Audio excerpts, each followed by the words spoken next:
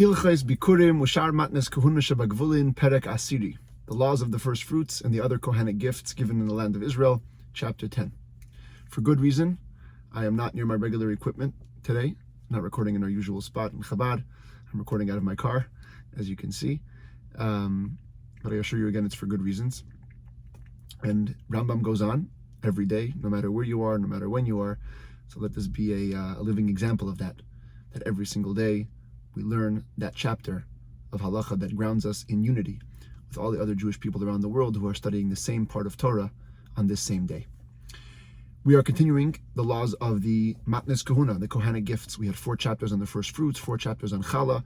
Yesterday we had a chapter about what was called the Matanos, the gifts that we give from slaughtered animals. And today we move on to what's called Reishis Hagez. Reishis Hagez literally means the first shearings. And it's a special mitzvah, which is exactly that when a Jew who owns sheep and he shears them, the first shearing should go to the Kohen. We're going to see exactly the parameters for this, how many sheep you have to have, how much of the shearings we're talking about, and that's the chapter that we're dealing with today. So the Rambam begins halacha aleph, mitzvahs aseh. It's a positive commandment, litin la kohen reishis hagez, to give a kohen the beginning of our shearings. Shanemar, because it says in the verse, and I don't have my usual pictures, but the pictures will come up, God willing, on the corner of the screen. I'll be able to edit them in later. So it says, "V'reishis geis tzoincha titen loy." You should give the beginning of the shearings of your sheep to him, to the Kohen. Uleviim b'chlal Yisrael b'mitzvah zu. In this mitzvah, Levites are included amongst regular Jews. In other words, Leviim also have the mitzvah to give their first shearings to the Kohen. Ve'ein l'reishis hagezu shir min ha'Torah. Similar to Bikkurim, to the first fruits, which biblically has no mandated minimum, but rabbinically the rabbis imposed one. Same thing over here. Mina Torah, biblically, there's no minimum amount how much of the shearings have to be given to the Kohen. But rabbinically, the rabbi said the person should give no less than 1/60th of his total shearings. You measure it by volume or by weight. This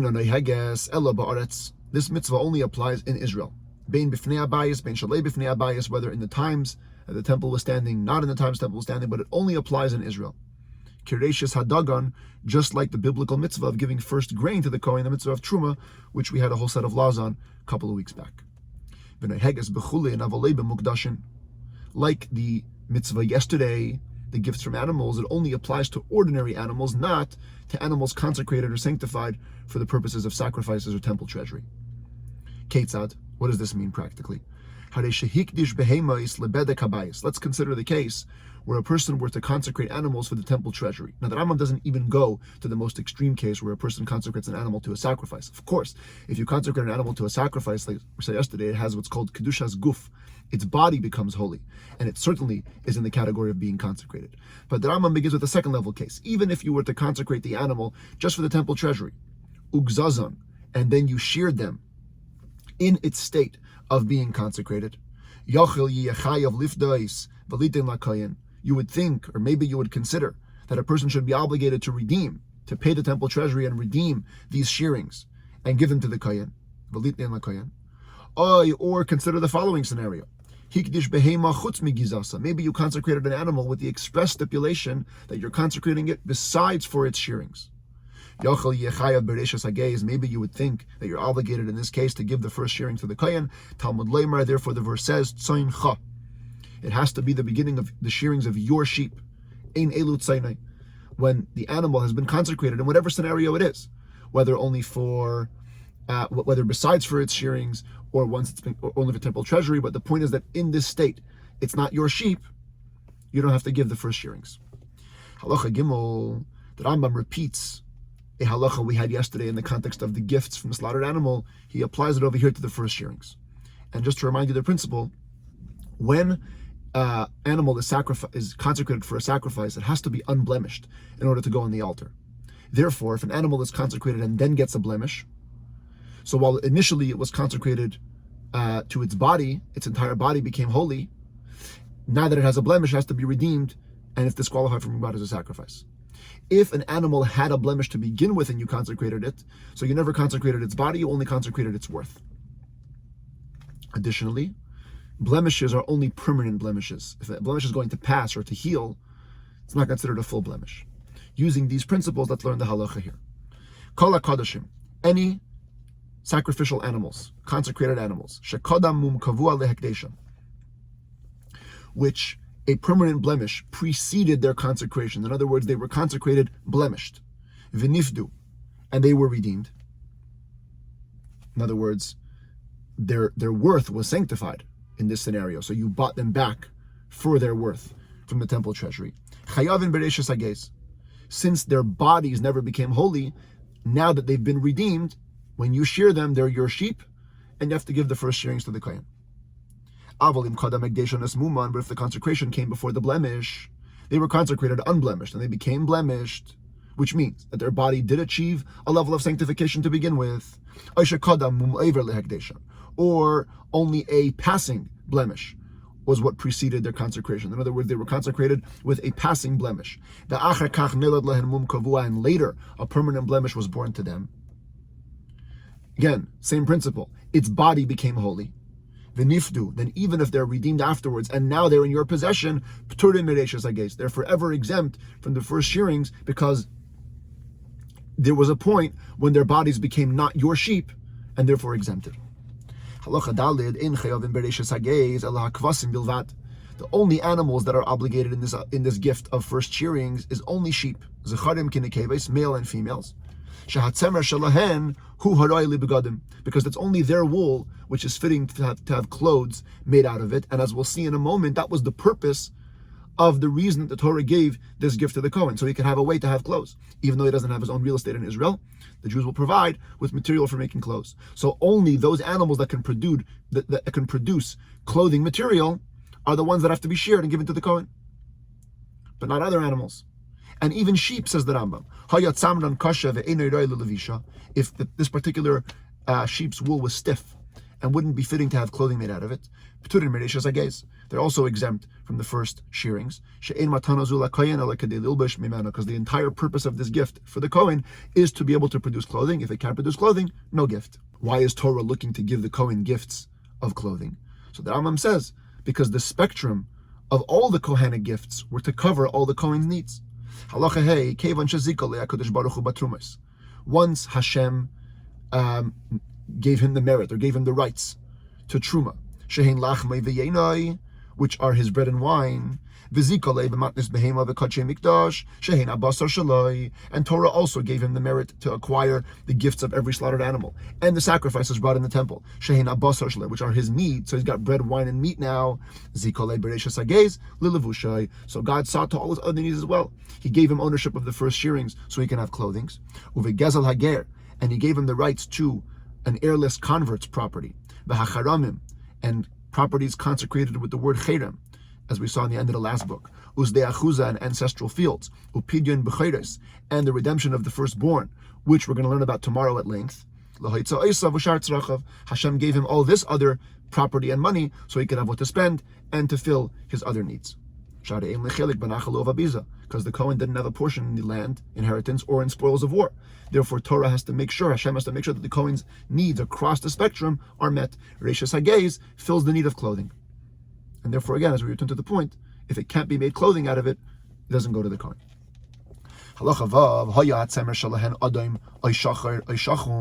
If the wool on this particular sheep was red or black or brown, they're still obligated in the first shearings.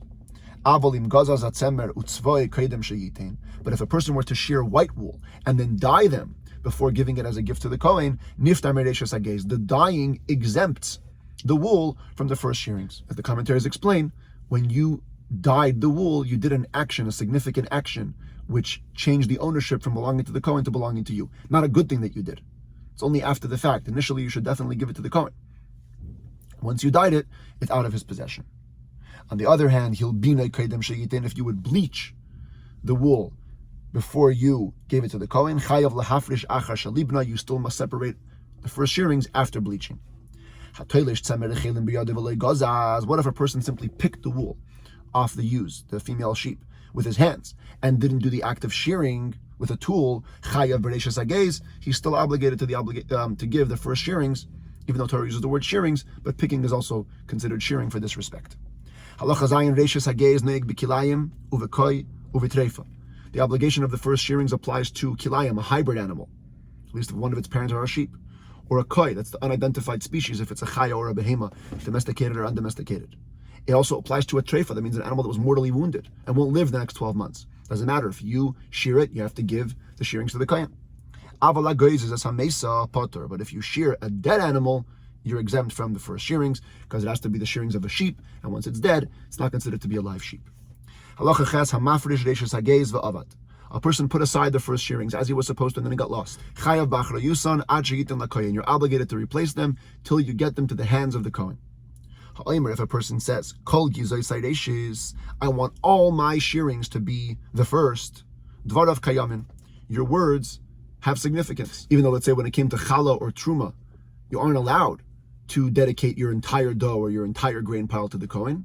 Here, like Bikkurim, you are allowed to. The simple reason for the difference between them is because, as the commentators explain, the words truma or challah have an implication of a portion being separated and a portion being left behind. The word reishis, even though it does mean the beginning, but it doesn't necessarily have the implication that something has to be left behind. So everything can be dedicated as that beginning.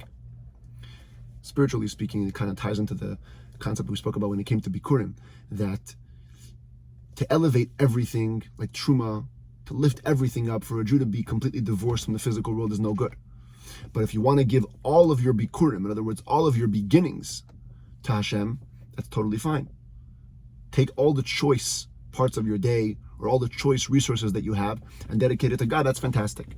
And therefore, Kol Gizay Sayreshis is allowed. Halacha tes halekeach geiz tzaynai shel oived kechavim achar shegzazan al oived kechavim.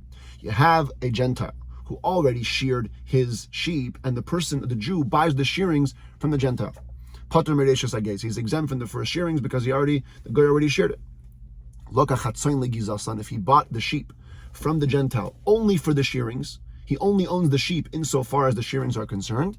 Chayav, you're still obligated in the shearings to give to the Kohen. Even if the shearings grow in the possession of the guy, because you didn't own them for themselves inherently, you only own them for the shearings. Even if they're going to go back to the Gentile after the shearings, because you only own them for the shearings, doesn't matter. Since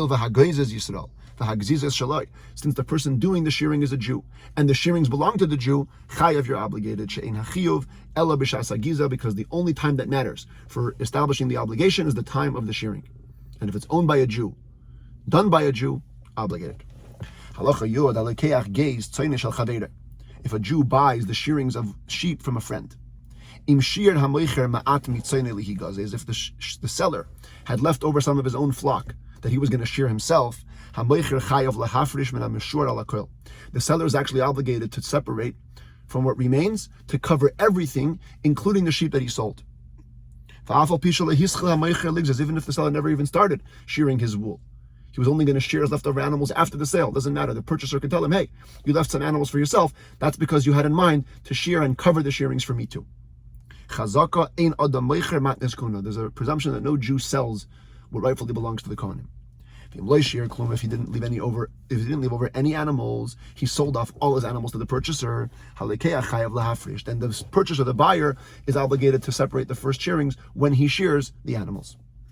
Let's say in the case of the sale, there were two types of shearings, and there were two different colors. A white shearing and a more reddish shearing, brownish shearing. So there were males and females. And the seller had sold one type, but left the other type for himself. So here, no one person has the whole obligation. The seller will separate for himself, the buyer will separate for himself, because they can say, hey, two different categories, we can take equal responsibility. The buyer takes for himself from what he bought, and the seller takes for himself for what he left over. A convert converted and he had some shearings. It's not known if the shearings were done before the conversion or after. How does it potter? Like in every doubtful case we had in the last couple of chapters, you're exempt. The Kohen who wants to expropriate the shearings, he'll have to bring the proof that it belongs to him and that it was done after the conversion. Halacha Yud Gimel, we're talking so much about shearings. How many sheep does a Jew have to have in order to be obligated in giving the first shearings to the Kohen? Ein pachis michamesh, no less than 5. And 5 sheep is the quantity, but there's also a quantity of wool. The total combined weight of all their shearings has to be no less than 60 silver coins. And it's proportionate. Every one of the individual sheep needs to produce no less than the weight of 12 silver coins. If one of them was shorn less than the weight of 12 silver coins, even though with the 5 together the total amount will be more than 60 or even more, they're still exempt from the beginning of the shearings. Partners chayavin b'reishis hageiz are obligated to separate the first shearings. So long as each individual partner could have the proper amount. In other words, there's at least 10 sheep producing 120 silver coins of shearings. But if 2 partners only own 5 sheep, they're exempt, because they don't individually own a portion which could be obligated in shearings. The ideal mitzvah of giving the first shearings applies in the beginning, literally, when you start to shear. But if you separated the shearings in the middle or at the end, you have fulfilled your obligation. Let's say you had 5 sheep, and you only sheared one of them, and you sold the shearings. Then you sheared the second sheep and you sold its shearings. You sheared the third one, you sold its shearings. In the end of the day, they all combine to the obligation of giving the first shearings to the Kohen. And you're going to be obligated to separate the first shearings to the Kohen, even if you end up shearing all 5 animals in a space of years. There's no problem of separating from new sheep to old sheep, from one to the other makes no difference. But if you only owned 1 sheep, you only had 1 sheep, you sheared it and you left its shearings, and then you bought a second one, even if you sheared it and left the shearings, they're becoming a bigger and bigger pile, they don't combine. In other words, the Rambam goes to both extremes. If you owned all 5 sheep at the time, then even if you sold off the shearings one at a time, you're still obligated in Reishis Hageiz. If you didn't own 5 sheep at a time, even if the shearings combined, there's no obligation. A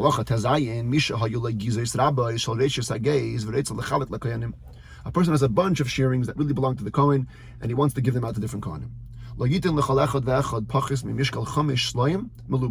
You should give no less than the weight of 5 silver coins, already bleached, to each Kohen. Once you bleach it, there's a little bit less. So you have to go after the bleach. After the bleaching, every Kohen should walk away with 5 selah weight. Kedei beged katan, which is enough to make a small piece of clothing. And then Rambam clarifies, it doesn't mean you have an obligation to bleach it and only then give it to the Kohen. It means you can give him from the shearings of the wool when it's still dirty, but you have to give him enough. You have to give him enough so that if he were to bleach it personally, he'd be left with 5 silver coins weight or more. Because it says titan lo, you have to give him. There has to be enough that's considered a helpful or significant present. The first shearings are completely ordinary. They have no sanctity, no holiness. Therefore, says the Rambam, I say, you can give it to a female Kohen, even if she's married to an Israelite. Let's say when it comes to Truma, she no longer has the right to eat Truma if she marries an Israelite, because Truma is called holy. This is not holy. You can give it to a female Kohen, even if she's married to an Israelite, just like the gifts of an animal, which we learned yesterday. It actually appears to me that they're governed by the same laws. The same laws that apply to the gifts of the animal also apply to the gifts of the first shearings.